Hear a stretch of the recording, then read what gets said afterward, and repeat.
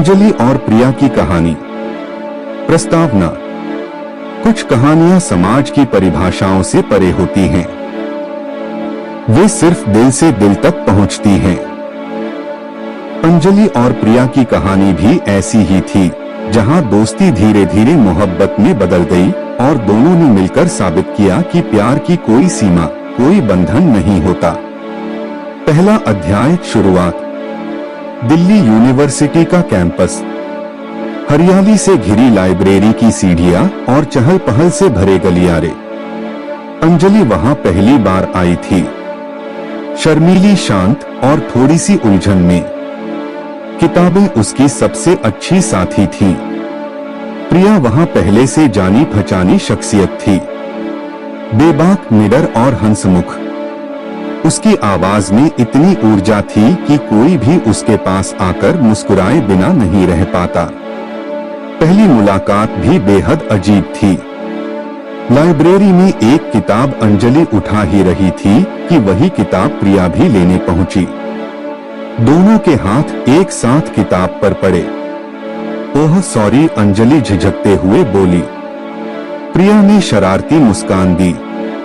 किताबें तो बहुत हैं, लेकिन लगता है हमारी पसंद एक जैसी है। उस छोटी सी बात ने एक नए रिश्ते का दरवाजा खोल दिया।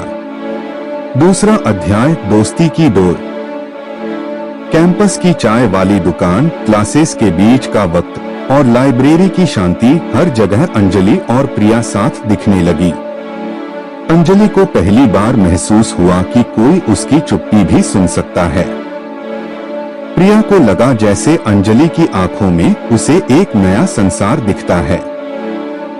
धीरे धीरे दोस्ती इतनी गहरी हो गई कि दोनों एक दूसरे के बिना अधूरी लगने लगी। तीसरा अध्याय, एहसास। दोस्ती और प्यार की सीमा अक्सर बहुत महीन होती है। एक शाम कैंपस की छत पर, जब आसमान गुलाबी हो रहा था, अंजलि और प्रिया चुपचाप बैठी थीं।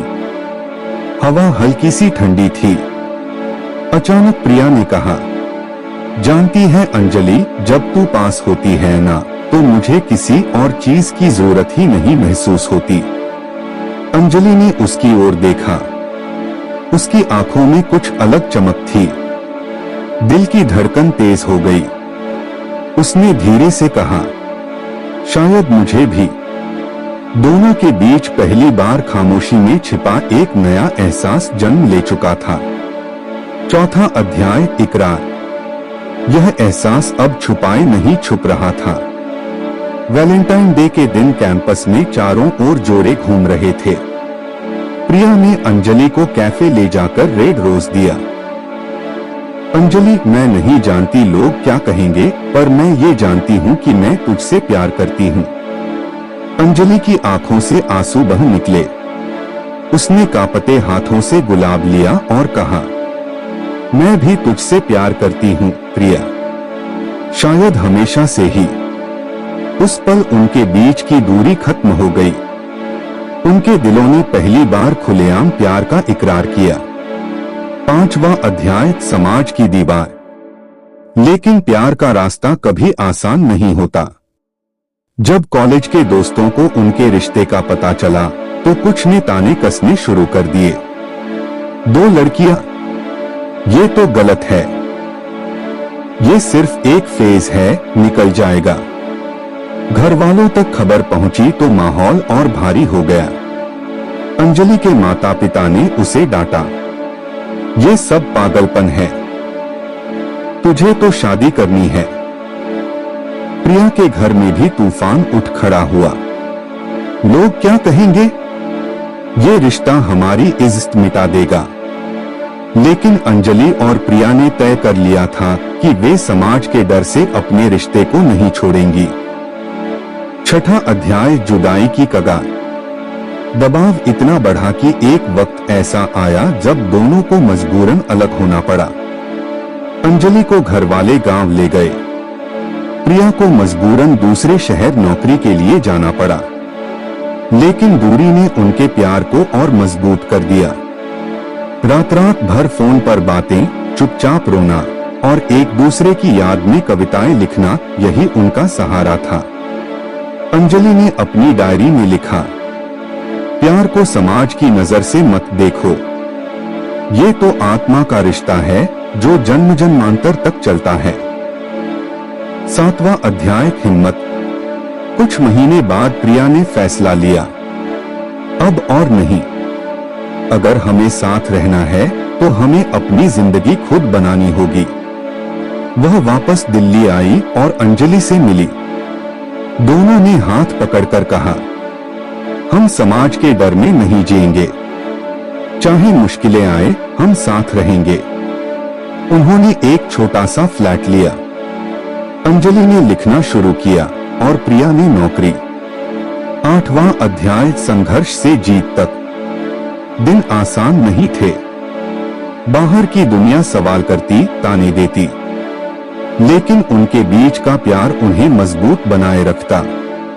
अंजलि की कहानियां धीरे धीरे प्रसिद्ध होने लगी। उसने एक उपन्यास लिखा, प्यार की परिभाषा, जिसमें उसने उनके रिश्ते की झलक डाली।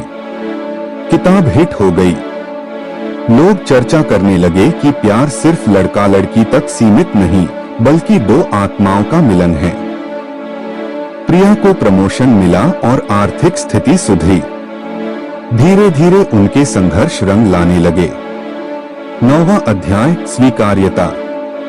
एक दिन अंजलि और प्रिया ने मिलकर एक छोटा सा कैफे खोला, सच्चा प्यार।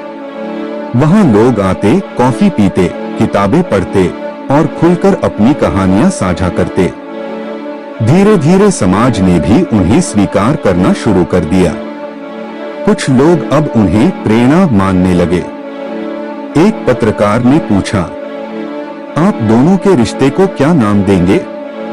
अंजलि मुस्कुराकर बोली, प्यार को नाम की जरूरत नहीं होती, वो बस होता है। अंतिम अध्याय, अमर प्यार। वक्त बीत गया, लेकिन अंजलि और प्रिया का रिश्ता और गहरा होता गया। सफेद बाल, झुर्रियों वाली मुस्कान और अब भी एक दूसरे का हाथ थामे रहना, उनका प्यार समय से भी मजबूत साबित हुआ। लोग आज भी उनके कैफे में आकर कहते हैं, अगर सच्चा प्यार देखना हो तो अंजलि और प्रिया को देखो। और सच में उनकी कहानी यह बताती है कि प्यार की कोई सीमा नहीं। जब दिल सच्चे हों तो दो आत्माएं हमेशा एक हो जाती हैं। निष्कर्ष, अंजलि और प्रिया की कहानी सिर्फ एक प्रेम कथा नहीं, बल्कि साहस और सच्चाई की गवाही है। उन्होंने दुनिया को सिखाया कि प्यार किसी बंधन में नहीं बंधता। चाहे समाज कुछ भी कहे, अगर दिलों में सच्चाई है तो प्यार हमेशा जीतता है।